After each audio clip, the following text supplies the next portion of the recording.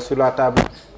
fi ñuy waxtaanee lépp toutes les questions ba si ñu mën a xool na li ñu modifier peut-être yenn articles yi nga xam te ni moom mooy source de problème yi fu mu toll ak source de tension yi est-ce que bu nu àggul foofu noonu d'ores et déjà nit di poser condition est-ce que loolu bokkul ci di gàllankoor mbirum dialogue. non gàllankooru ko c'est les bases parce que ku ci nekk da ngay dem ko terme de référence. tey la question de la troisième candidature waroon nañ ko dépasser comme ni ma ko waxee tout à l'heure ñu ñëwaat toog fii naan M23 amoon na fi 2011 il y a eu des morts on va aller à des élections en 2024 le président sera il ne sera pas et même à sa dernière sortie nous sommes à 8 mois des élections amuñu lu leer dans un pays démocratique boo xam ne Sénégal ci li ñu daan suma juumul di bàkkoo mooy le niveau de démocratie et que tey je pense que loolu sax mooy condition bi war a tax nit ñi dem ci dialogue mooy que cette question de troisième mandat ñu tegee ko de côté maintenant comme ni ñu ko waxee c'est des cadres ñi war a dem dans ci dialogue bi que ce soit des politiques que ce soit des personnalités qui sont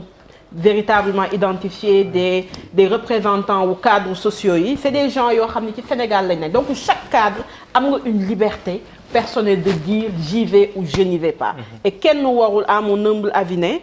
kii bu demee c'est parce que amul li muy lijjanti wala kële bu demee foofu laa d'accordul tout à l'heure ak sëñ Mansour quand il disait que peut-être Khalifa tey day saraxu pour am une certaine liberté man j'en suis pas à cette analyse wala ci ñaaw njortu boobu je trouve que y a le président ou le candidat Sonko qui a son parti Khalifa a le sien comme d'autres ont leur parti chacun dans le cadre des structures yi nekk ci sa parti mën nga xalaat nga dem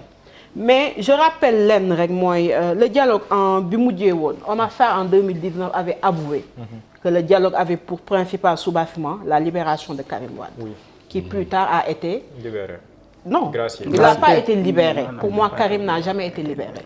dañ ko jëlee rek un point A génne ko Sénégal yóbbu ko un point B. Mais c'est pas quelqu'un de libre. Parce que jusqu'à présent même ñëwam ñu ngi ciy posé wu ay questions. Mais c'était une libération de Karim Wade pour préparer l'arrestation de Khalifa Sall. Parce que quelque temps après su ma juumul ci la ñu defee entre guillemets ces questions-là contre Khalifa Sall. nit nag. ci loo xam ni ku ndóbbin je dirais pas le mot waaw loo gis muy ñëw tamit boo ne doo poser wu ay questions man tu es très naïf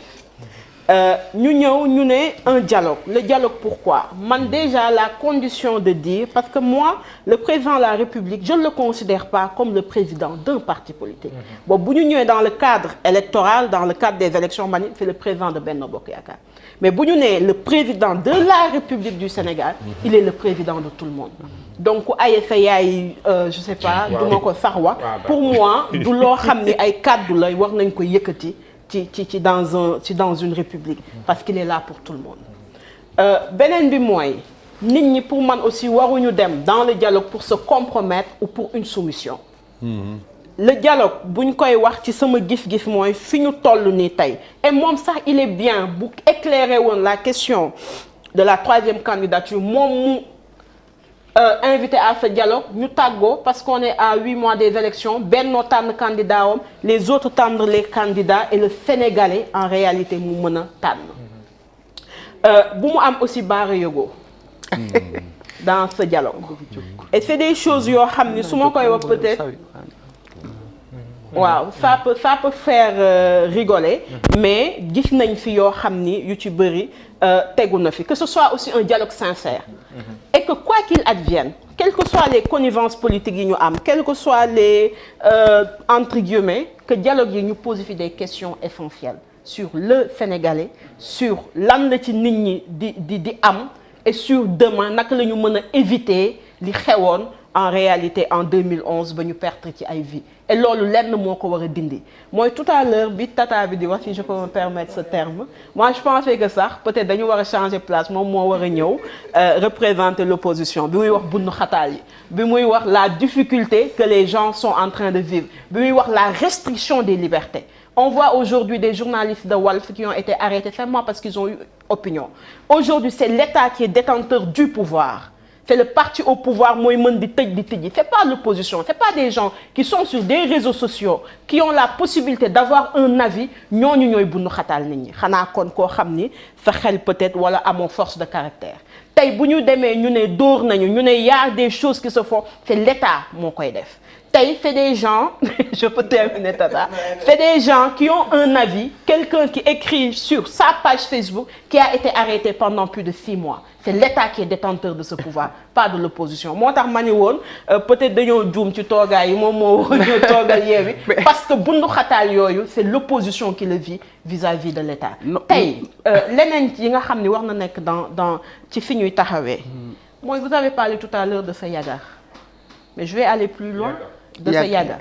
je vais aller plus loin Diomaye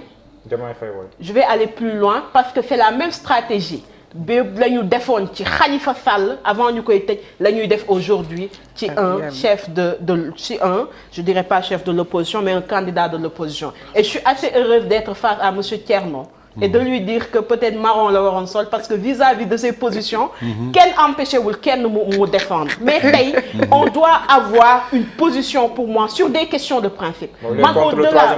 non contre ko à 100% parce que moom da lay jox benn comme on dit la carotte et le bâton mais c'est le bâton qui est beaucoup plus dur avec l'opposition et il conclut en donnant une petite carotte et ça on le comprend mais je vais plus loin en disant que tey les questions que nous posons c'est des questions essentielles dialoguer d'abord pour l'avenir du Sénégal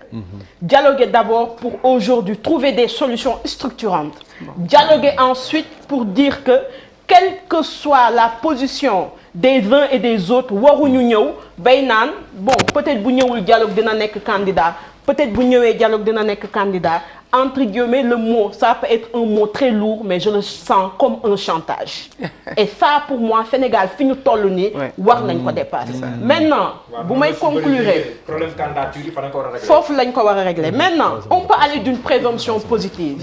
présomption positive bi mooy ñu mën ci rafet njort dans le sens où le président de la République qui ne sera pas candidat en 2023 a appelé ses confrères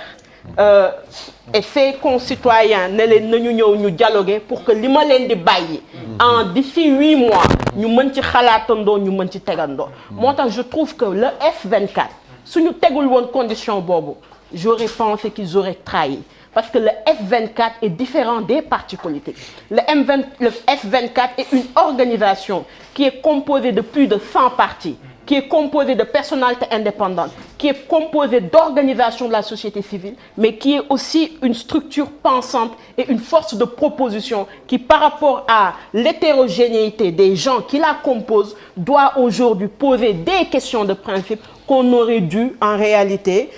dépasser parce que tey yow mii bu ñu ñëwee ne la nga def afro comme suñu papa yi nekkoon en 1960 on est dina jafe parce que nous sommes en 2000 waaw nous sommes en 2023 simplement pour dire que moi je suis très gênée et je suis très triste que tey